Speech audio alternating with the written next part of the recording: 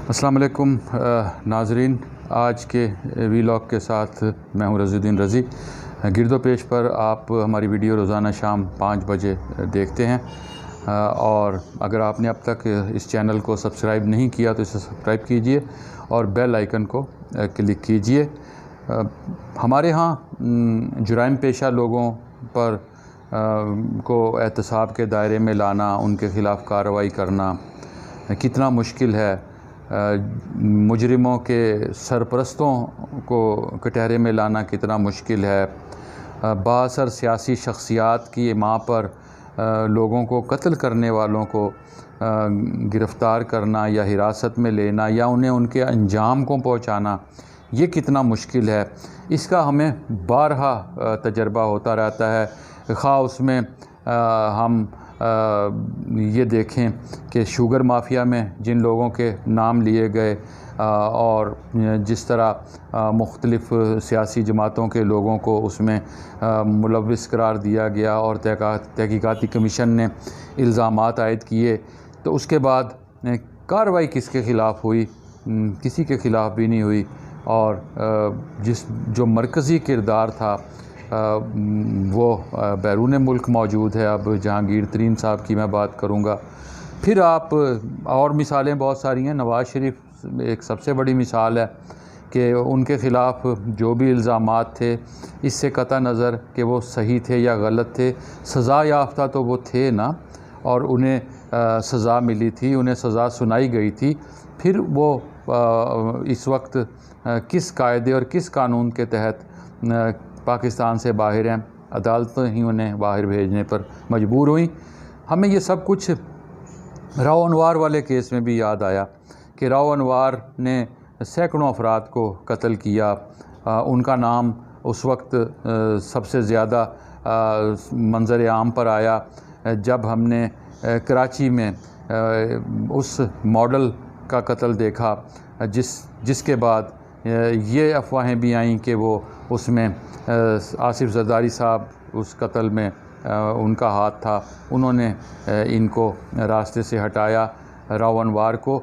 और फिर लेकिन राव अनवार इसके बावजूद आज भी एक हकीकत के तौर पर मौजूद हैं। कहाँ मौजूद हैं? ज़ाहिर है कहीं हिरासत में नहीं हैं, कहीं गिरफ़्तार नहीं किया गया उनको।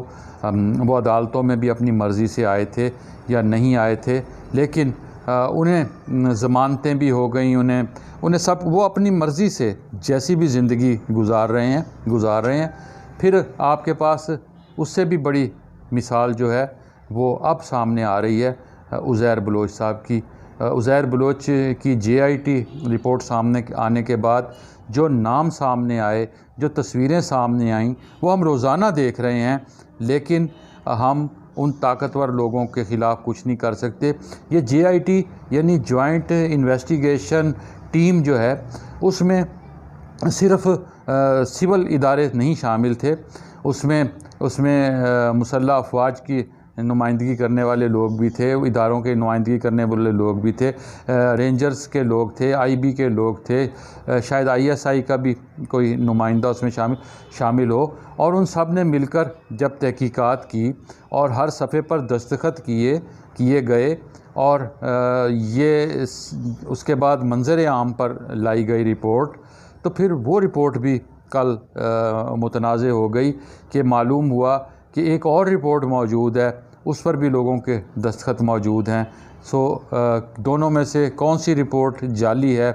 चीज़ों को इस तरह कौन लोग हैं जो बर्बाद कर देते हैं? जब ताकतवर लोग, खा वो आसिफ जरदारी हों जिनकी तस्वीरें वायरल हुई, या जिनके दौर में ये सब कुछ हुआ, MQM के साथ एक मुकाबले की कैफियत बनी, लियारी गैंग वार हुई, उसमें उज़ैर बलोच ने जिन लोगों के नाम दिए और जिनके साथ उनकी तस्वीरें हैं, उनकी तस्वीरें आसिफ जरदारी साहब की हमशीरा के साथ भी हैं, उनकी तस्वीरें और बहुत सारे लोगों के साथ भी हैं। और फिर जब ये सवाल किया जाता है कि जनाब उनकी जिन लोगों के साथ तस्वीरें हैं क्या उन्हें कटहरे में लाया जाएगा, तो फिर हंसकर जवाब ये दिया जाता है कि उनकी तस्वीरें तो मौलाना तारिक जमील के साथ भी हैं, तो क्या आप मौलाना तारिक जमील को भी कटहरे में लाएंगे।